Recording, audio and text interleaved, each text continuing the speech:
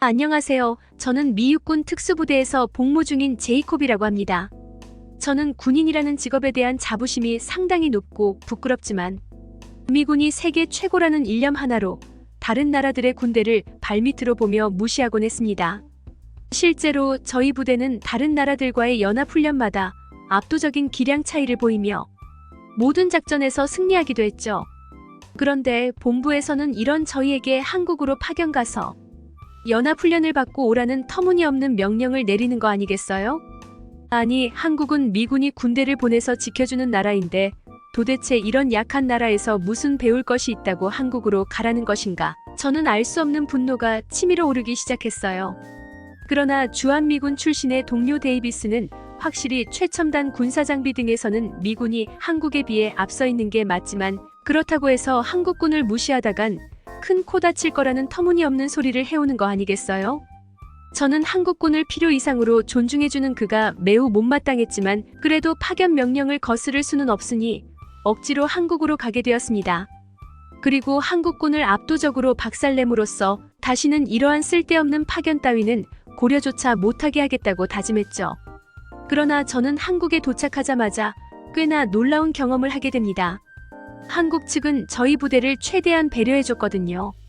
원래 같았으면 시차 적응과 컨디션 회복을 위해 남의 부대의 퀴퀴한 군용시설에 갇혀서 일주일 정도 대기해야 하는 게 일반적인데요. 그런데 한국 측에서는 멀리서 온 저희를 배려해서 군부대 시설이 아닌 별도의 숙소에서 머무를 수 있도록 해주었거든요. 저는 숱한 연합훈련을 받았지만 이 정도로 놀라운 친절을 받아본 적은 없었기에 한국이라는 나라는 손님을 극진히 대접하는 나라구나 싶어서 약간의 기대감을 가질 수 있었습니다. 하지만 며칠간 머물 한옥 숙소에 도착한 저는 곧바로 실망을 하고 말았어요. 왜냐하면 숙소는 바람이나 제대로 막아줄 수 있을까 싶은 나무 건물에 이게 호텔급 시설이 맞기는 한 건지 숙소에는 히터의 온도 조절을 할 수 있는 장치도 전혀 보이지가 않았거든요.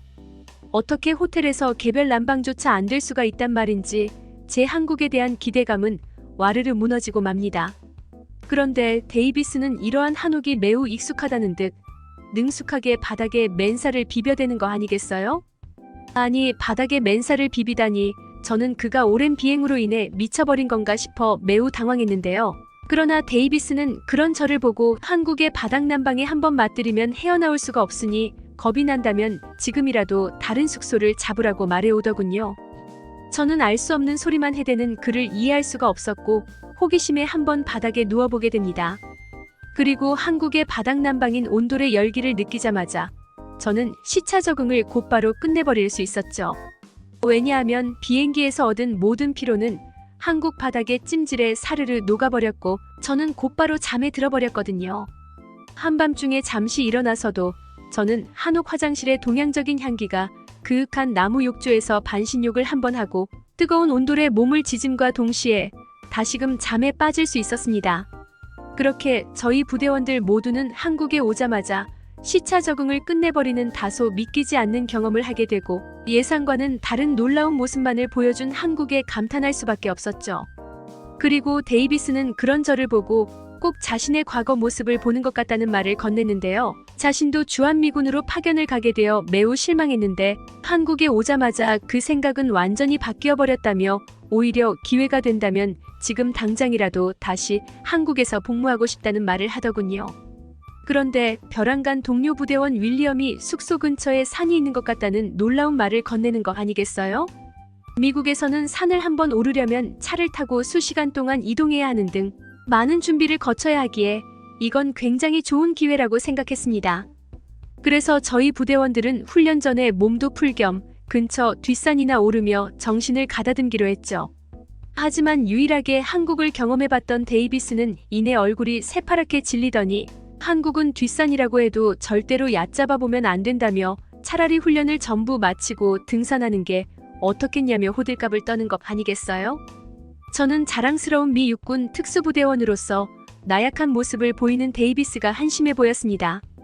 그동안 미국의 웬만한 험난한 산들을 정복하며 정신력의 한계를 극복한 저희 부대인데 어째서 작은 나라인 한국의 뒷산 따위를 겁낸단 말인가요?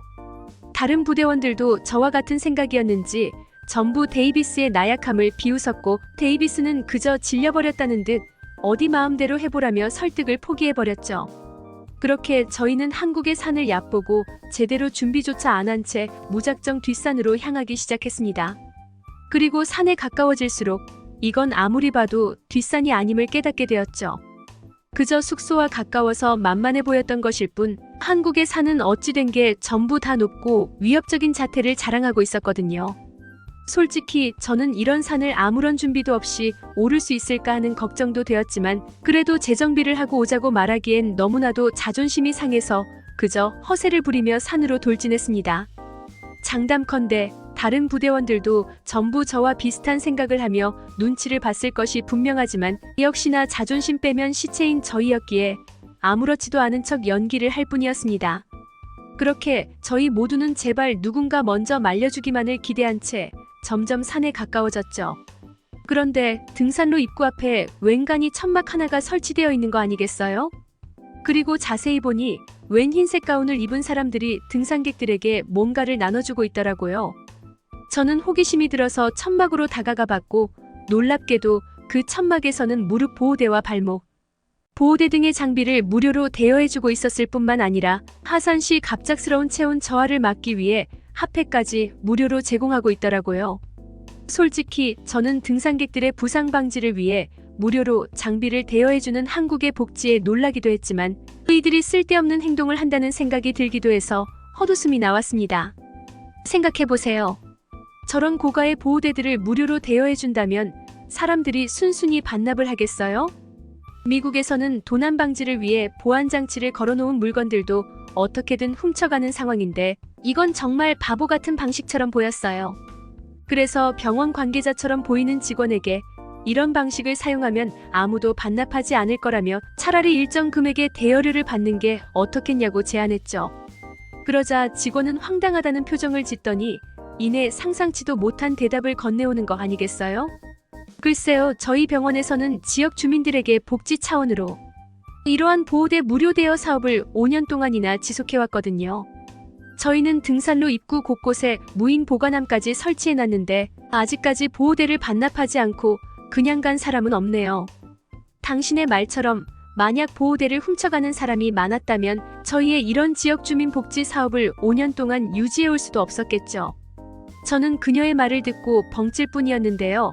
데이비스는 그런 저를 한심하다는 듯 보더니 한국인들은 원래 남의 물건에 손대지 않는다며 더 이상 미국을 욕보이게 하지 말고 한국에 대한 궁금한 점이 있으면 자신에게 먼저 물어보라고 말하더라고요. 사실 저는 발목이 별로 안 좋아서 보호대 하나를 대여하고 싶었지만 역시나 동료 대원들은 미 특수부대원들은 저런 보호대 따위는 착용하지 않는다라며 허세를 부렸기에 저는 억지로 끌려갈 수밖에 없었습니다. 한국의 산은 정말 놀라웠어요. 소나무같이 미국에서 볼 수 없는 멋있는 나무들도 있었고 등산로가 매우 잘 되어 있어서 편하고 안전하게 등산할 수 있었거든요. 하지만 부대원들은 이런 자연의 아름다움을 온전히 느끼려 하지 않더라고요. 그저 미국 특수부대원들이 어르신들보다 뒤처져서야 되겠냐며 한국의 어르신들을 앞질러 가기에만 바빴죠. 그런데 놀라웠던 점은 저희가 아무리 안간힘을 써봐도 한국의 어르신들을 도저히 따라잡을 수가 없었다는 것입니다. 분명 저희는 젊고 그동안 체력 훈련을 게을리하지 않았는데도 한국의 어르신들은 나이에 비해 매우 정정하셨고 정말 전문적인 훈련을 받은 공작원처럼 빠르게 산을 올라가더라고요. 저는 한국의 어르신들을 추월하다가 페이스를 잃고 중도에 포기하게 될 것만 같아서 부대원들에게 자연을 둘러보며 천천히 올라가자는 핑계를 대며 속도를 늦췄는데요. 그러자 부대원들도 한국 노인들의 심상치 않음을 감지했는지 순순히 제 말에 따라주더라고요. 마치 그 말만을 기다리고 있었던 것처럼 말입니다. 아무튼 저희는 계속해서 산을 올랐고 저희와 마주치는 한국인들은 따뜻한 미소를 보내주며 하이라고 인사를 해주더군요. 가장 웃겼던 건 저희가 하산을 하러 내려오는 한국인들과 마주칠 때면 한국인들은 하나같이 주먹을 쥐며 파이팅을 외쳤다는 겁니다. 저는 처음에 이들이 저보고 싸우자고 하는 건가 싶어 화들짝 놀랐는데요. 데이비스는 그런 저를 보고 박장대소하더니 이건 한국식의 격려 표현이라며 저도 똑같이 주먹을 쥐어 보이면 된다고 말해줬죠. 아무래도 이건 미국에서는 절대로 사용하면 안 될 것 같았지만 계속 듣다 보니 나름 정감이 가긴 하더라고요.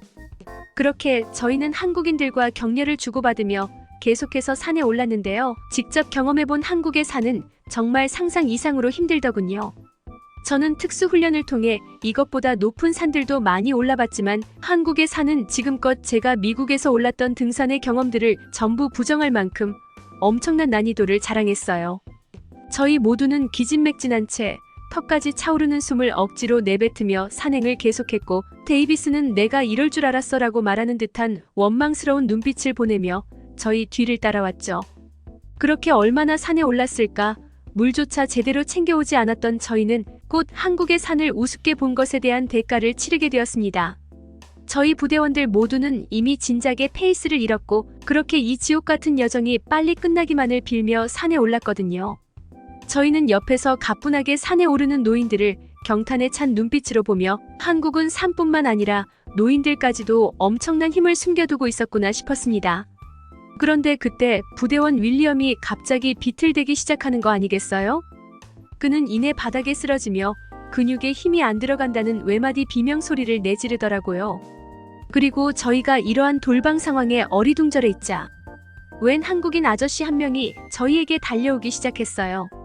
그러고는 자신의 물을 꺼내서 윌리엄에게 마시게 했죠.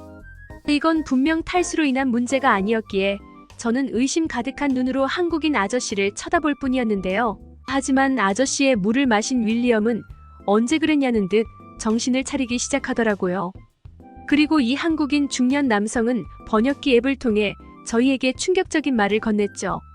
이봐 청년들, 다들 덩치가 좋은데 군대는 안 갔다 왔나 봐. 등산을 할 때는 항상 소금물을 가지고 다녀야지. 이 청년은 전해질 부족으로 쓰러졌고 이런 경우 소금을 보충해주면 금방 회복할 수 있거든. 이건 의무적으로 군대를 다녀와야 하는 한국 남자라면 전부 아는 기본적인 부분이지. 저는 순간 엄청난 부끄러움이 들었습니다. 이건 행군 시에 필수적으로 알아야 할 아주 기본적인 부분임에도 저희는 생각보다 훨씬 힘들었던 한국의 산행에 정신이 팔려 그런 기초적인 군사 상식조차 떠올리지 못했던 거거든요. 그리고 부대원들 모두가 저와 같은 생각을 했는지 그 누구도 저희가 군인임을 밝히지 않더라고요. 저희 모두는 그저 민간인인 척을 하며 한국인 아저씨께 감사 인사를 할 뿐이었습니다.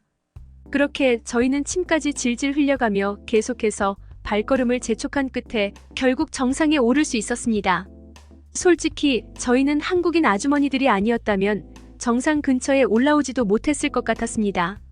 하산을 하는 아주머니들은 지친 저희들에게 10분만 가면 정상이니 힘내라며 거짓말을 했고, 그렇게 저희가 사기꾼 아주머니 무리들을 5번 정도 만난 끝에 드디어 정상에 도착할 수 있었거든요. 한국에 사는 웬만한 특수부대 훈련보다도 훨씬 힘들었고 정상에 오른 저는 눈물까지 흘릴 뻔했죠. 그런데 한국인들은 산 정상에서 각자가 싸온 김밥이나 떡, 초콜릿 등을 나눠 먹고 있는 것 아니겠어요? 심지어 몇몇 한국인들은 아무것도 가져오지 않은 저희를 위해 자신들의 식량을 나눠주는 엄청난 호의를 베풀어줬고, 덕분에 저희는 굶주린 배를 채울 수 있었습니다. 저는 한국인들의 따뜻한 마음씨 덕분에 힘을 낼 수 있었고 정말 간신히 하산까지 마칠 수 있었죠. 데이비스의 조언처럼 한국에서의 등산은 정말 엄청나게 고된 훈련이었고, 저희는 등산 후 모든 일정을 취소하고 온돌방에 누워 충분한 휴식을 취해야만 했습니다. 그렇게 시간이 지나 저희는 드디어 훈련을 받을 한국의 군부대로 향했어요. 솔직히 등산을 하는 한국의 노인들의 모습을 직접 봤던 저였기에 그간 단 한 번도 느껴보지 못한 엄청난 긴장을 하며 만반의 준비를 했는데요. 그러나 불안한 느낌은 벗어나는 법이 없었고 한국의 군인들은 저희에게 끔찍한 악몽을 선사해줬습니다. 일단 이번 훈련은 모든 장비들이 전부 동일한 상태에서 진행되었기에 이건 그야말로 부대원들 개개인의 능력이 중요했는데요. 그러나 결과적으로 저희는 거의 모든 훈련에서 한국군에게 압도당하는 부끄러운 모습을 보이고 말았습니다. 한국군이 그 무엇보다 압도적이었던 부분은 바로 지상 전투 시뮬레이션 훈련이었어요. 한국군은 다양한 지형에 대한 많은 경험과 깊은 지식이 있는지 민첩한 속도로 나무들로 울창한 산과 험준한 언덕들을 통과해 나갔거든요. 마치 산에서 한국의 어르신들이 그랬던 것처럼 저희는 한국군의 움직임을 쫓다가 인지하지도 못한 사이에 그들의 페이스에 말려버렸고 나중에서야 한국군의 의도는 저희를 전략적으로 뒤처지게 만들기 위함이었음을 알게 되었습니다. 한국군은 정말 전술적인 기동의 대가였고 저희들은 베트남전을 겪었던 선배님들이 한국군에 대해 평가한 것과 똑같은 훌륭한 모습을 보여줬죠. 하지만 무엇보다 소름 돋았던 건 바로 이들의 사격 실력이었어요. 사실 저희 부대에는 사격 연습을 하지 않은 날에는 밥도 먹지 말라는 구호까지 있을 정도로 그야말로 사격 연습을 밥 먹듯이 하는데요. 그런데 한국군은 그런 저희를 압도적으로 능가하는 명중률을 보이며 그야말로 저희를 섬멸해버리더라고요. 이들의 콤비 플레이는 또 어찌나 뛰어나던지 제가 다소 도전적인 기동을 통해 한국군의 후방을 잡았다고 생각한 그때 저는 어디에선가 숨어있던 한국군의 모의 총탄을 맞고 전투불능 상태가 되어버렸습니다. 알고 보니 한국군은 이미 첨단 전투용 드론 시스템을 통해 진작부터 실시간 정보를 획득하여 전투의 흐름을 그들에게 유리하게 만들고 있었는데요. 저희에게도 전문 드론 조종수가 있음에도 불구하고 한국군은 정말 압도적인 조종 능력과 팀플레이를 보여줬고 결국 저희는 미 육군 특수부대라는 이름에 걸맞지 않은 졸전을 펼칠 수밖에 없었습니다. 저는 지금껏 수없이 많은 연합훈련을 거치면서 이렇게 수준 높은 상대는 처음 만나봤는데요. 한국군을 만나본 적 없던 저는 그저 우물 안개구리일 뿐이었던 것입니다. 그리고 더 무서운 건 등산에서 만났던 한국의 어르신들을 보면 이런 괴물 같은 현역. 한국군보다 한국의 어르신들이 더욱 강력할 것 같다는 확신이 든다는 것인데요.